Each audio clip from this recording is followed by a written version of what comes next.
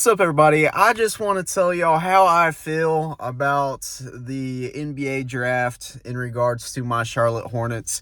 It is very difficult to be a Hornets fan over the years. I have been a fan for a very long time. I go to games all the time.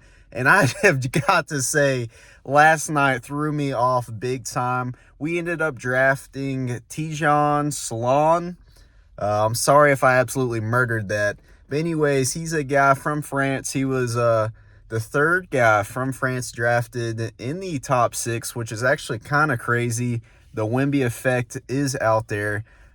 He's tall. He's like 6'10", like 215 pounds. His highlights look very interesting to me. I didn't know anything about him prior to the draft. When he got drafted, I was kind of confused. I was hoping Reed Shepherd or Stephon Castle would drop. I think they would have been good fits for the Hornets. And then Klingman was there, and I was like, you know what? Maybe we trade back. Maybe we just try to build next year, because next year is supposed to be a very deep draft.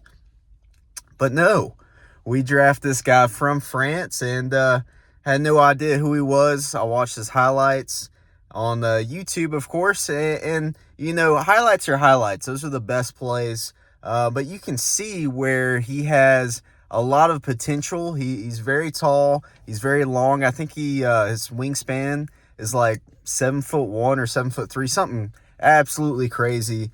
He's young. He's like the youngest player in the draft.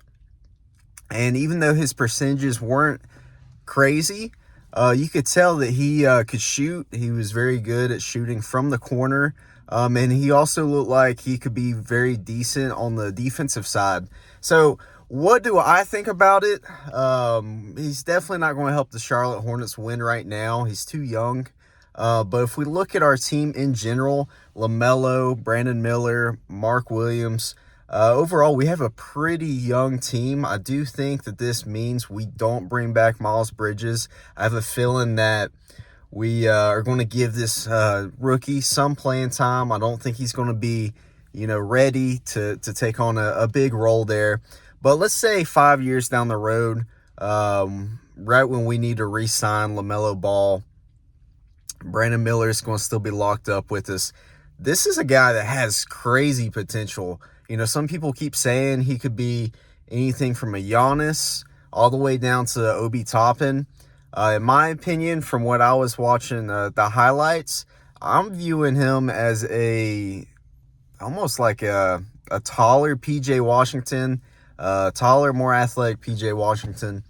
And I think maybe he doesn't end up being a power forward like everybody's saying. I think we might be able to throw some muscle on this guy and he'd be our small forward, a lockdown defender because of his size.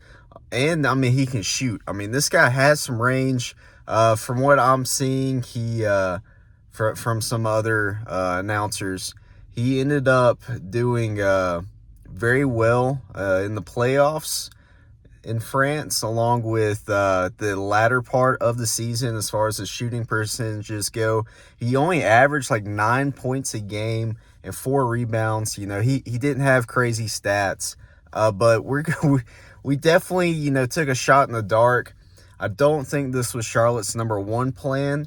I think that there were a few players that they were looking at, such as like Reed Shepherd and Stephon Castle. I think they were, good fits for the Hornets and would allow us to win sooner than later.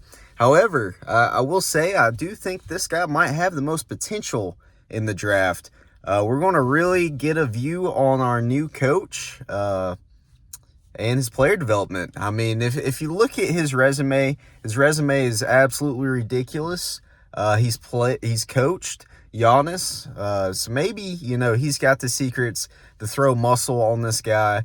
How to develop this guy into someone to that caliber. I'm not going to say this is the next Giannis. However, if we can develop this man in a couple years to be our third option behind Brandon Miller and LaMelo Ball, and he puts up, half of what Giannis did, a more aggressive PJ Washington, more consistent PJ Washington, I think that this could be the guy that puts us over the edge, and he's on that rookie contract for the next few years, which is going to be huge if he starts actually contributing to that third option.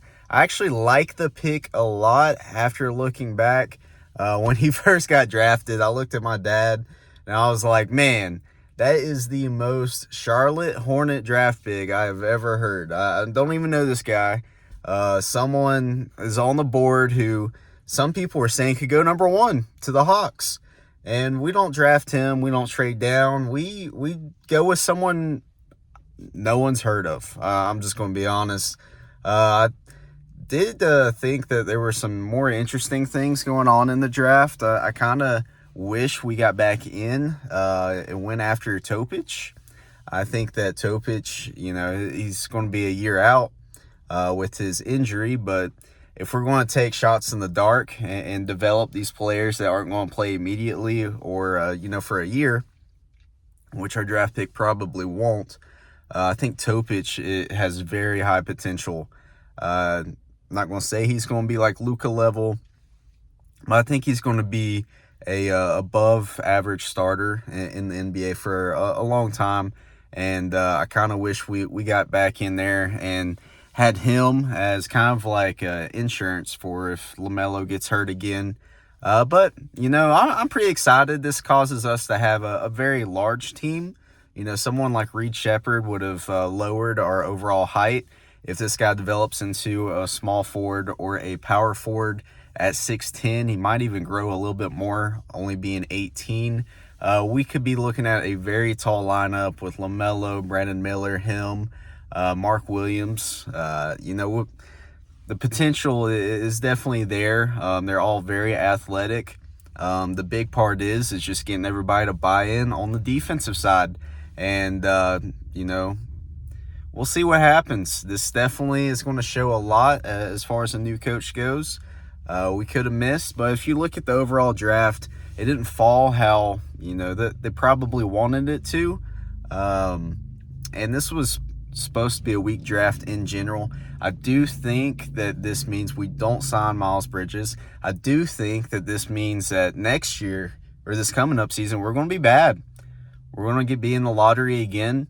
And, I know that this next draft is very deep, according to some analysts. And I think that it might benefit us in the long run if we can, keep LaMelo engaged and entertained with Charlotte before we hear him, wanting to trade offer. I do want us to start winning before his contract ends, because I don't think he'll be back, which would set us back tremendously if we don't show him that we're wanting to win.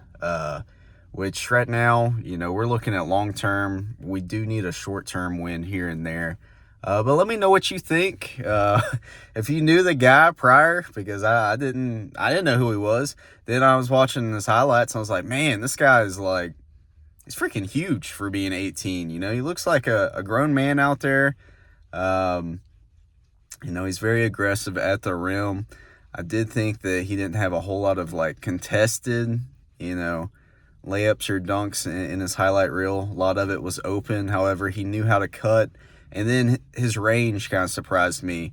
His percentages weren't that great, but as far as range-wise, he definitely isn't scared to shoot. I saw someone said that he scored like 17 points in a upset in the playoffs in France. So, sounds like he's not scared to shoot the big shot. And hopefully he takes that confidence to Charlotte. I am kind of happy we took a shot in the dark. We didn't get that guy that, is going to be a bench player for the next 3 or 4 years and probably be out of the league. We at least took a shot at someone that could benefit us down the road. He could be the best player in the draft. Let's be honest. He definitely has a lot of things going for him. I think he now has a good coach backing him. He doesn't have the pressure to come in and contribute right away. Like, I think people are going to look at Alex Sarr, and if he doesn't, contribute the first year or two, he's going to be labeled a bust. I don't think this guy's going to have that pressure. I think he's going to have the opportunity to develop sort of like a Giannis situation. We're a small market team that's used to losing. We have the longest losing streak in the NBA as far as playoffs go. And I'm hoping this guy can change it. But let me know what y'all think. Drop below. If your team picked, who well, let me know what you think of this guy, because I'm still, surprised, but at the same time, I like it. I overall do. But y'all have a good one. Thank you.